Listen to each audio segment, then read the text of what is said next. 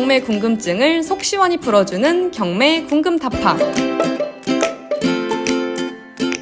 네, 안녕하세요. 자, 경매 궁금타파 시간입니다. 자, 이번에 들어온 질문은 제목을 이렇게 정했어요. 왜 제가 고른 물건은 경쟁률이 엄청나게 높을까요? 이겁니다. 그러니까 이제 경쟁률이 높다. 그러면은 우리가 이제 늘 말씀드리지만은 남들의 눈에도 다 좋아 보이는 것을 이제 경쟁률이 높다라고 얘기를 하죠. 우리 그 스파레주에서 제가 교육할 때 우량 물건의 정의를 설명할 때 경쟁자 수가 우량 물건이란 건 내가 고수익이 나야 되는 거죠. 그죠? 고수익이 나야 돼요. 그죠? 전국에서 내가 투자할 당시에 나에게 가장 큰 돈을 벌어다 주는 물건. 이런 고수익이 나려면은 당연하게 낮게 낙찰이 돼야지 되겠죠. 그러니까 낮게 낙찰이 되려면 당연히 경쟁자 수가 적을수록 낮게 낙찰될 가능성이 높다.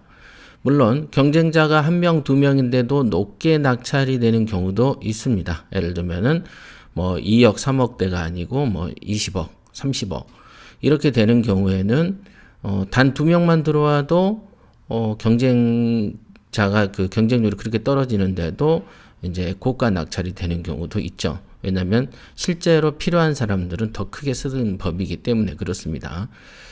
그래서 여러분들이 그 대체적으로 경매를 이제 배우거나 이제 경매를 하고 있는 사람들은 이제 거의 다 이제 중산층 또는 아니면 이제 소시민, 이제 직장인이다가 어떤 재테크를 통해 가지고 재산을 좀 키워보고 싶으신 분들이기 때문에 뭐 수십억짜리가 있어가지고 경쟁률이 좀 낮아도 높은 가격을 써야 되는 그런 물건에 응찰할 가능성이 대체로 낮습니다. 그죠? 뭐 몇십억짜리를 살 만큼의 일단 재력 이외에도 필요성이 있을까 일반 직장인들이? 그런 경우가 거의 없죠. 그래서 어떤 재산을 불리는 방법으로 경매를 선택하는 사람들 입장에서는 확률적으로 경쟁률이 낮을수록 낮게 낙찰받는 가능성이 높아지는 것은 확률적으로 우세하죠. 그래서 대체적으로 이제 그래서 이제 보통 그 낮은 금액대의 물건들의 경우에는 이제 경쟁률이 높다 그러면은 사실상 먹을 게 없는 경우들이 훨씬 더 많습니다. 그래서 보통의 사람들을 대상으로 하는 그런 물건에 있어서는 경쟁률이 낮아야 되고 낮으려면은 외적으로 사람 수가 적어야 되기 때문에 눈에 보기에도 안 좋고 귀에 들리기에도 안 좋은, 그죠? 그 다음에 권리 분석도 어려워 보이고 명도도 뭔가 좀 어려워 보이는. 얼마 전에 제가 전세 사기 물건을 사야 될까 말아야 될까에 대해서 어떤 분석을 해드린 바 있습니다만은 그게 이제 이 채널 말고 다른 채널에서 했을 거예요. 경매 그 초급 특강의 채널에서 했는데 전세 사기의 물건에 그렇게 광적이고 폭력적인 문구를 걸어 놓는 곳에서는 우리가 이제 행복이라는 게 싹트기가 어렵습니다. 그래서 이제 그런 물건은 당연히 피해버리는 게 맞다. 물론 그러든지 말든지 네가 이기나 내가 이기나 해보자 라고 들어가서 낙찰 받으면은 또 그거가 그거대로 여러분들 것이 됩니다. 어쨌든 우리나라는 법치주의 국가이기 때문에 그렇습니다. 지금 이제 얘기가 잠깐 샜습니다만은 원희룡 국토부 장관이 이제 그래도 이제 변호사 출신인가 이렇게 사시 출신이잖아요. 그래서 말 자체는 맞습니다. 국가가 사기당한 사람 거를 다 구제해 준다면 보이스피싱 사기도 도와줘야 되는 거죠. 개별 사기를 어떻게 국가가 다 보호해 주겠습니까? 그거는 해서도 안 되고 하는 선례를 남겨서도 안 되는 규범에 관한 문제고 법치에 관한 문제죠. 근데 주먹구구식으로 우는 아이한테 떡 하나 더 준다는 식으로 하면은 오늘날 우리 사회가 이렇게 어수선한 이유가 다 그런 법치가 망가져서 그렇거든요. 일단 그 문제는 그렇게 이해를 하시고요. 그래서 그런 물건들 어떤 막 복잡한 물건들은 벌써 경쟁률이 떨어지지 않겠습니까? 그죠? 그래서 이제 그러면은 읽어가면서 한번 얘기를 해보죠. 여기 보면은 경매 공부한 지 1년이 됐는데 3번 정도 입찰 경험이 있다. 입찰은 해봤지만 3번 모두 폐찰했다. 세 번 모두 다른 법원에서 입찰을 받는데 제가 입찰본 물건들은 정말 그날에 입찰이 진행된 물건 중에서 세 손가락 안에 들 정도로 입찰자 수가 많다. 예, 많습니다. 그런 경우 있어요. 그러다 보니 항상 2, 3등이다. 내가 이런 고른 물건이 진짜로 좋은 물건이었나 싶은 마음도 들고 아쉽기도 하고 이런 식이라면 매번 떨어지지 않을지도 고민도 생기고 경매는 싸게 살 수 있다는 장점이 있다고 생각하는데 제가 고른 물건들처럼 정말 좋은 물건들은 이렇게 경쟁률이 세다면 높게 입찰가를 쓸 수밖에 없고 그럼 싸게 살 수가 없는데 혹시 뭔가 잘못하고 있는 건지 투자 방식을 바꿔야 하는 건지 고민이 된다. 네. 확실한 거는 떨어지는 횟수가 많아지면 경매의 고수는커녕 경매로 돈 벌기는 어렵죠. 그죠? 그잖아요. 우리가 야구 선수가 됐든 뭐든 어떤 타석에 섰을 때 출루를 할 가능성이 높은 선수는 연봉이 세고, 그죠? 좋은 등번호, 강타자 대열에 끼는데, 나가면은 거의 족족 삼진이거나, 플라이볼이거나, 내야수 땅볼 아웃이 되는 경우라면은 그 선수를 신뢰할 수 없고 그 선수는 실력이 없기 때문에 좋은 선수로 연봉을 높게 받기는 어렵겠죠. 그런 것처럼 경매라는 것도 그 경매에 나갔을 때 내가 몇 번 나가서 몇 번을 돈을 버느냐는 굉장히 자기 관리에 중요한 요소다. 그렇죠? 어떤 학원 같은 데는 자기가 떨어지는 횟수를 운전면허 학원에서 떨어지는 것처럼 그 인지를 막 붙여서 다니면서 막 10번째 만에 붙으면 자기들끼리 파티하고 막 그러는 학원도 있다라고 얘기를 들었습니다. 그래서 목걸이를 목에다 걸어가지고 내가 몇 번 떨어졌다 하는 거를 보여주고 그거가 자랑이라고 왜 그렇게 그런 문화가 그곳에서는 생기는지는 알 수가 없지만 확실한 건 떨어지는 건 자랑이 아니고 부끄러운 일이죠. 그죠? 떨어졌다라는 것은 뭔가를 다른 어떤 사적 관계, 어떤 경매 투자의 조사 관계 그 중도적인 어떤 문제를 다 빼고서라도 얼마나 시세 조사와 분석을 잘못했길래 얼마나 더 먹으려고 작게 써다가 떨어졌느냐. 즉 탐욕스럽다라는 느낌이 첫째 들고 두 번째는 미련하다는 느낌이 들고 세 번째는 뭐라고 해야 되나 어리석다. 그죠? 한 번 떨어지고 두 번 떨어지면은 빨리 붙어야 되는데 계속 찌끔찌끔 쓰면서 눈치를 보는 거죠. 그래서 이제 눈치 보는 사람들이 되게 많고 그렇게 횟수가 떨어지면 부끄러운 줄 알아야 되는데 대체적으로 우리나라 그 정치인들이 하는 것처럼 지가 잘못해도 부끄러운 줄 모르고 더 큰 소리 치는 사람들이 있잖아요.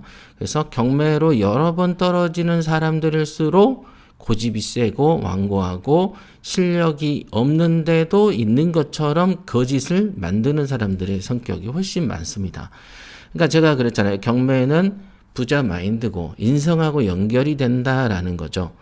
예를 들면 공자가 아는 것을 안다고 하고 모르는 것을 모른다고 하는 것이 진정한 군자다라고 했듯이 모르는데 아는 척하는 거는 그게 사기죠. 그죠? 속이는 거죠. 즉 떨어지면은 내 실력이 없음을 인정하고 겸손해야 되는데 떨어지는 사람들일수록 오만하다는 거죠. 희한하죠. 이거는 자신의 어떤 그 양심의 소리하고도 배치되는. 그래서 경매를 오래 하다 보면 파렴치해지는. 그래도 경매를 오래 하다 보면 뻔뻔해지는 쪽으로 성격이 변한다는 거죠. 그래서 경매를 여러 번 몇 년을 했는데 돈도 못 벌고 아예 자리도 못 잡은 사람들이 아는 척을 하면서 다른 데에 가서 기웃거리면서 훈수를 두는 요런 묘한 상태가 되는 경우가 많습니다. 그러니까 경매는 돈하고 연결되다 보니까 인성을 다스리는 게 굉장히 중요하고 정견, 바르게 보는 것이 굉장히 중요한데 이 성격을 바르게 보지 않다 보면은 이상야릇한 이상한 제3의 인종으로 변하게 된다라는 것이죠. 네, 그렇게 보시면 되고요.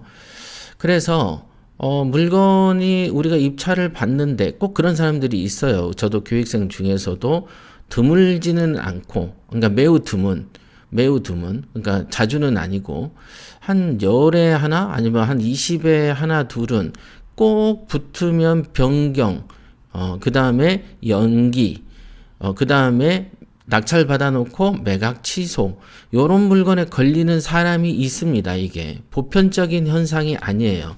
꼭 그런 데만 들어가고 꼭 그런 피해자가 되는 사람이 있습니다. 실제로. 그래서 그러면 그 사람은 왜 저런 사태를 겪을까를 가만히 관찰해 보면 뭐가 문제가 있어도 있다. 근데 그 문제가 있는 거를 대놓고 얘기해 줄 수는 없잖아요. 그죠?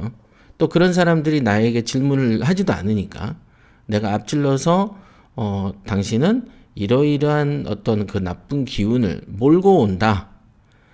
이런 마음을 고쳐서 물건의 검색 단계에서부터 요렇게 해봐라. 라고 얘기를 할 수가 없다. 근데 꼭 그런 사고가 나는 사람들이 꼭 있어요. 꼭. 이거는 뭔가 뭐 운명인가? 뭐 이런 생각이 들 정도로 그런 이상한 일이 자주 벌어지는 사람이 있다. 그렇습니다. 그래서 이 첫째, 대체적으로 뭐 100%는 아닙니다만은 대체적으로 경쟁률이 내가 고른 것마다 높다. 그러면 너무 평범하고 평이한 물건을 고르고 있구나라고 아셔야 된다. 그죠? 그런 내가 지금 별로 고난도의 물건, 어려움이 느껴지는 물건을 내가 응찰하는 것이 아니고 되게 지극히 평범한 물건을 응찰 중이구나라고 인식해야 된다. 첫째, 그거고요. 그럼 두 번째, 그런 물건을 내가 골랐다면 1등을 하려면 더 많이 써야 된다. 그러면 더 많이 썼을 때 수익이 남을 거냐 안 남을 거냐에 대한 문제가 있다. 자, 어떤 물건이든 간에 1등도 먹을 게 있어서 1등을 쓰는 경우가 많겠죠. 그러나 거기에 2등, 3등, 4등, 5등, 6등도 그 사람들은 그 금액 이상 쓰면 먹을 게 없거나 자기의 마음에 들지 않다라고 느꼈을 것이다. 수익이. 그러니까 적게 썼겠죠. 그죠? 그러나 1등을 하는 사람이 먹을 만큼의 이득은 솔직히 떨어지고 나면 그 정도라도 먹을 걸 하는 마음이 든다. 그러니 욕심을 좀 줄이면 된다. 그 다음 두 번째는 우리가 시세 조사를 하다 보면은 꼭 너무 보수적인 쪽으로만 시세 조사를 하는 사람이 있다. 그래서 그 동네에서 가장 재수 없는 말을 하는 사람의 말을 가장 신봉한다. 그죠? 그 동네에서 가장 미련하고 가장 아둔한 사람의 말을 신봉하는 누군가가 경매 투자자로 있다면 그 경매 투자자도 지극히 아둔한 사람일 것이다. 그죠? 가장 내가 돈이 줄지 않는 방식은 들어가는 물건마다 입찰에 떨어지면 된다. 그러면 교통비만 들고 시간만 죽이면 되니까. 그죠? 위험성이 떨어지죠. 내 돈을 안 다치는 가장 좋은 방법은 매번 입찰에서 떨어지면 된다.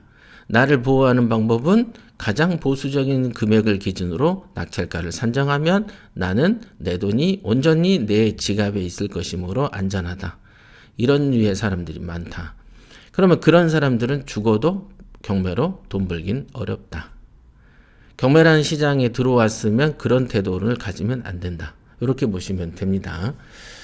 그래서 이런 어떤 그 통상적으로 우리가 이제 그 작게 쓰는 일반인들이 많이 덤비는 물건들은 대체적으로 여기가 개발이 예정되는 지역인 경우에는 사람들이 무지하게 덤빕니다.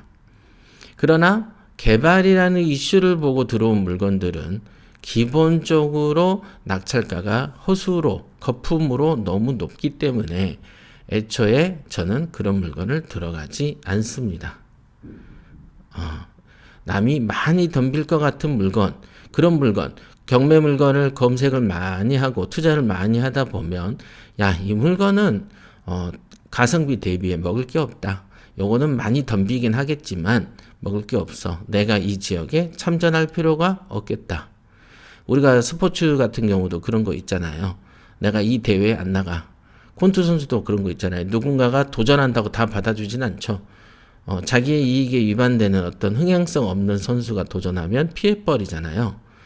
그런 거와 마찬가지로 자기 관리가 되게 중요한 부분이 있다.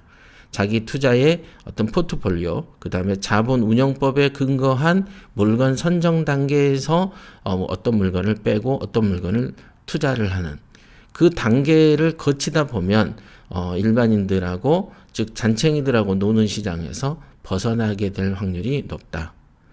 그러나 초보자들은 지금 제가 말한 것처럼 무슨 자본 운영이고 물건 선정법이고 이런 거에 대해서는 감이 없기 때문에 그냥 땡기면 들어가다 보니 이렇게 숫자만 채워주는 올림픽 정신만 구현하는 그런 투자자가 되고 만다. 이렇게 보시면 됩니다. 이거는 그 개발 지역일 때 그런 일이 벌어지고요. 그 다음에 이제 우리가 소극적으로 입찰하는 경우, 소극적으로 입찰하는 경우들이 또 있다. 아까 금방 말했던 두 가지 경우죠. 하나는 개발 지역이어서 많이 써야 되는 물건을 우리가 골랐을 때는 10중 8구 떨어지는 확률이 높고 경쟁률이 높아도 떨어지죠. 그리고 내가 보수적이고 소극적인 의견을 믿어가지고 입찰을 하는 경우도 또한 경쟁률이 높고 떨어진다.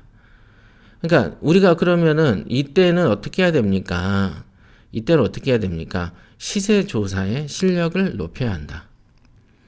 그러니까 동네에서 가장 실력 없는 사람의 말을 신봉하지 말고 조금 더 깊이, 조금 더 다양한 각도로 시세 조사를 해야 된다. 그것이 시세 조사법이다. 그래서 다각도로 질문해야 된다. 다각도라는 건 다양한 화법, 다양한 캐릭터, 다양한 상황을 설정해서 물어야 한다. 그리고 물어본 공인중개사의 말을 믿지 않고 의심해야 한다. 중요하죠. 이번에 전세 사기 당한 사람들의 100이면 100, 타인의 말, 중개사의 말을 10중 8구 믿었기 때문에 이런 일이 벌어진다. 법무사나 변호사의 상담 받는 5만 원이 아깝고 그 5만 원을 받아본 적이 없기 때문에 단지 자신의 경험만 가지고 자기의 주관대로 믿다가 큰 코를 다쳤다. 이렇게. 그래서 기본적으로 재테크를 통해서 부자가 되고 싶으시면은 의심을 먼저 하는 게 좋다.